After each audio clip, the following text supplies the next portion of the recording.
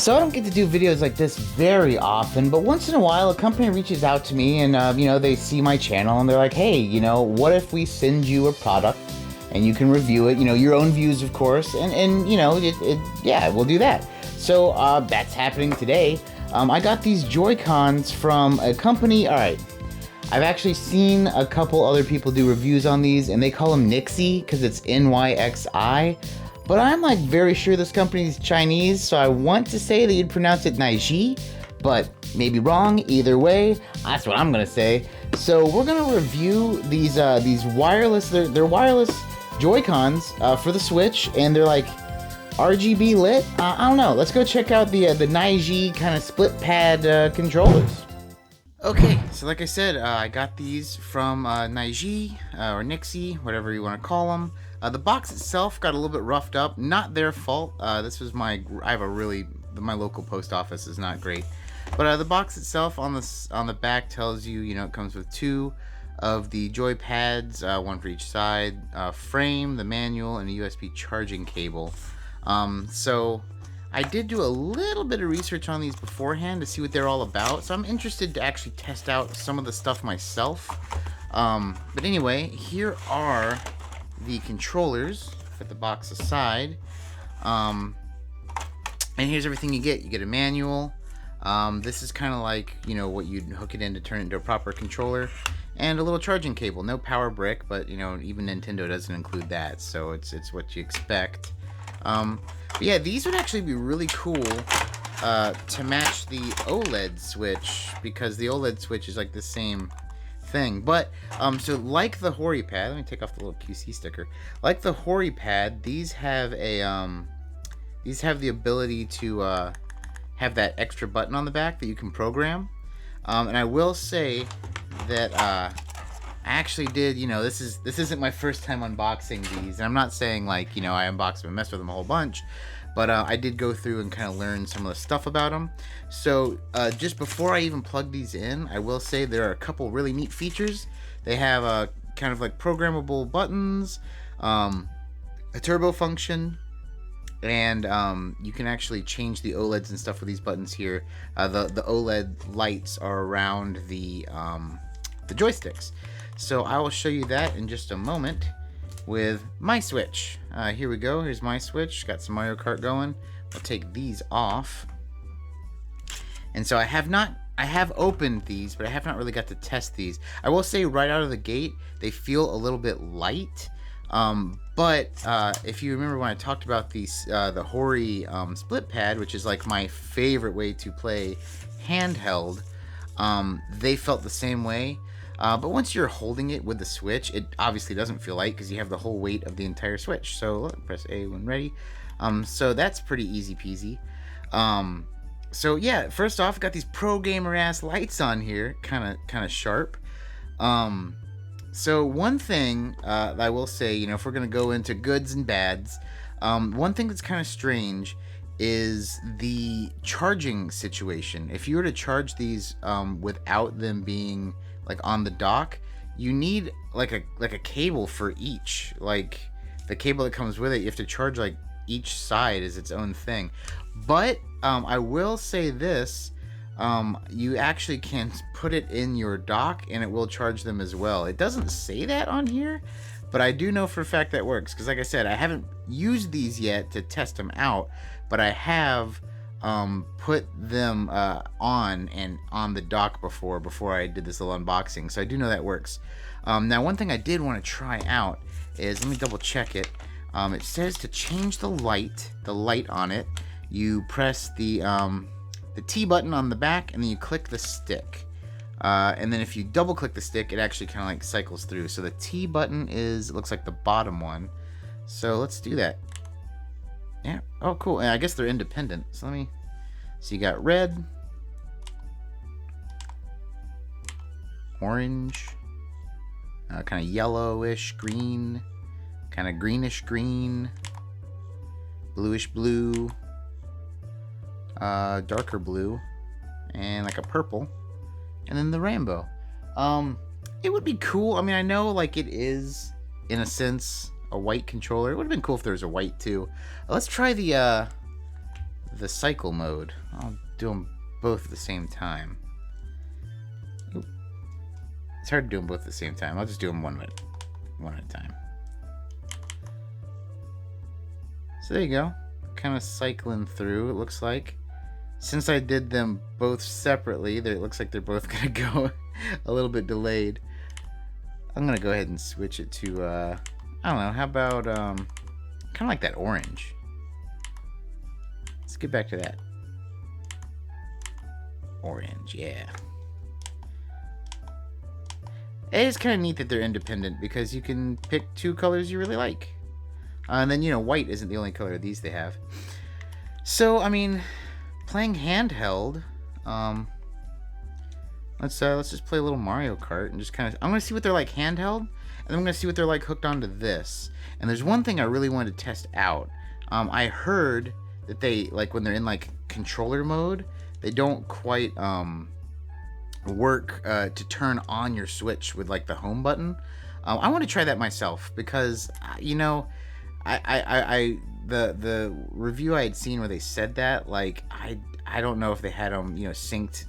You know, they just showed it in controller mode, so I actually have had them hooked into my Switch now, so it's fully synced. So I really wonder if that's the case. Anyway, back to actually playing, and you know what? So far, you know, I'm not gonna like jump too much on it. It feels a lot like the SplitPad Pro. I mean.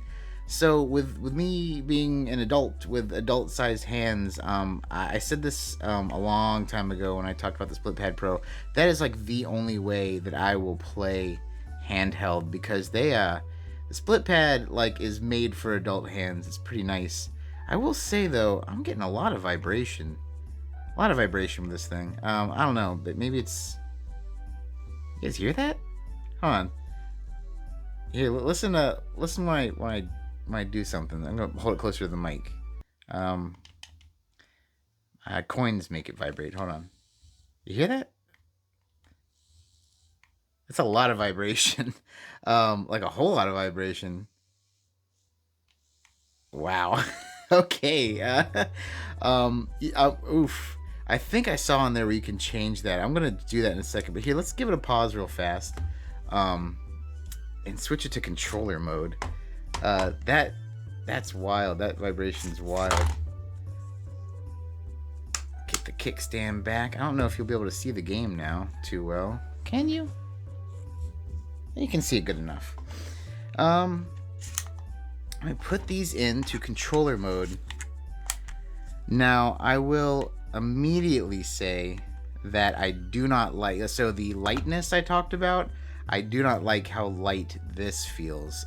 This feels super light.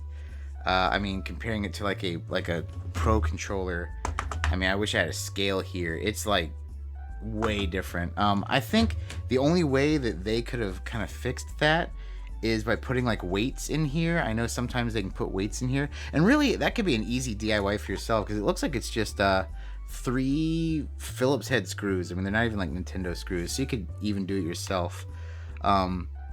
Let's jump back in, and I guess oh my, you hear that? Hold on, listen to this. I'm going to get some coins. Listen to the craziness that is the vibration. Oh my lord. That's insane. All right, let me figure out how to turn down the vibration because that is nuts. Okay, you hold turbo and shake the 3D key up and down, and the 3D key is the joystick. Okay, so it looks like there's several modes: 75, 50, 30, and 0, and 100. But it starts at 50. If that's 50, I'm gonna see what 100 is like. Hold on. Fucking revving these boys up. Wow. Alright, let's see what 100 is, just for my curiosity's sake. Let's listen together. I've determined now that getting coins gives you the most vibration. Which I should probably... Here's some coins right... Oh my god, did you hear that?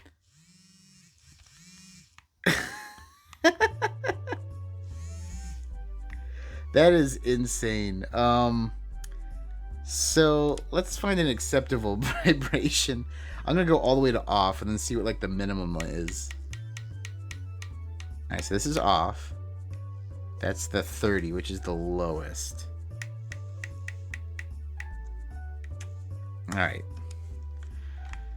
So this is the lowest it can possibly go. And it's still crazy. Oh my gosh. It's still insane. I'm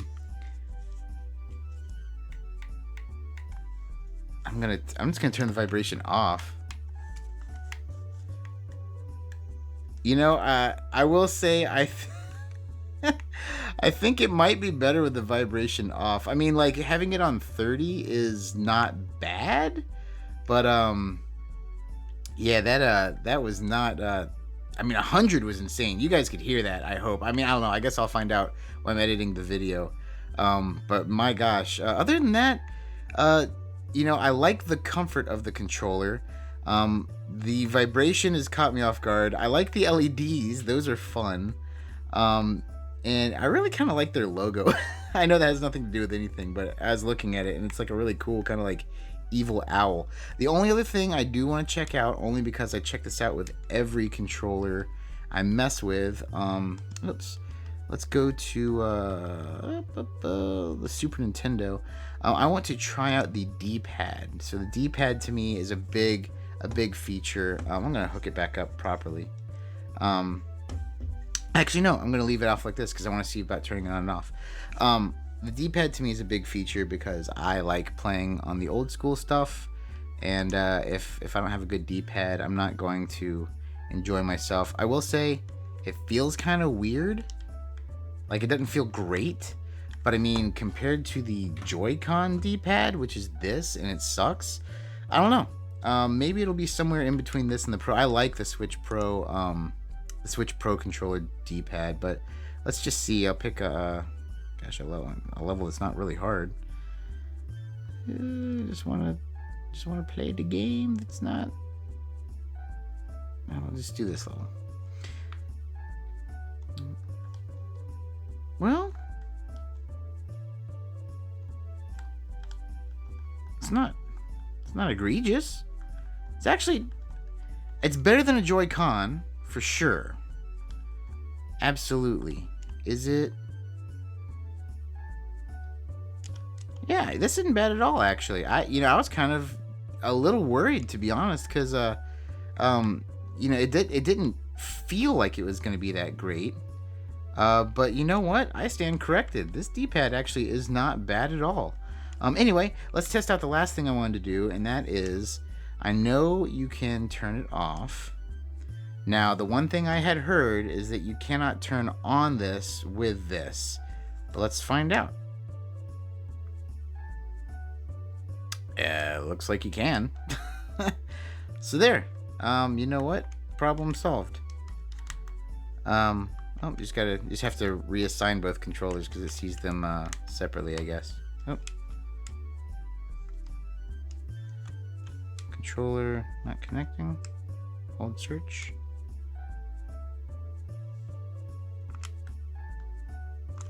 What am I doing here? What am I doing here?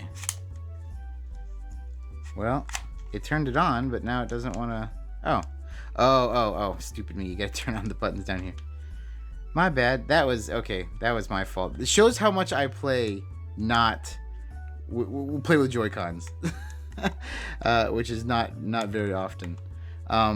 Yeah, so, okay. For those who, like me, don't play with the Joy-Cons very much at all, just make sure... Oh, I'm gonna die. Make sure that you just press these two buttons. Or you can turn it on with the home button, then press these two to wake up the Joy-Cons, and then you just press your L and R and you're good to go. But yeah, overall, I'm kind of 50-50 on them. I like them in the sense that they have the same form factor as the SplitPad Pro, which I love. Except for they have the advantage of you can actually use them as actual controllers. The SplitPad Pro, you cannot use as controllers at all. The vibration's kind of crazy. I think you should turn the vibration off myself. But you know what? Some of the other features are pretty cool. And I didn't really test out the turbo button, although you can program the turbo button yourself But I actually never used turbo like in any game. I can't think of one game that I've ever used it on, because I mean, like, maybe like old school shooters where you don't have like want to keep tapping. But you know, like nowadays you just hold the button down in almost every game like that. But anyway, yeah, these are pretty decent controllers. I will say that, like I said, they sent me this for free, and they also gave me like a link that I'll put in the description. If this is something that interests you, you can actually buy it with my link. I don't know what that does. I think it might get you a discount or something. I really have no idea. I'm not gonna lie. They just kind of sent these for me for free to check out. But yeah, if there's something that interests you, I mean, definitely give them a shout. You know, thanks NYXI or NYXI or whatever, however you go by, for letting me review these for you. So I gave you some pros, I gave you some cons. You know, on the whole, I'd say they're positive. Definitely a really neat alternative to the Hori splitpad, which is like my personal probably favorite way to play the Switch handheld.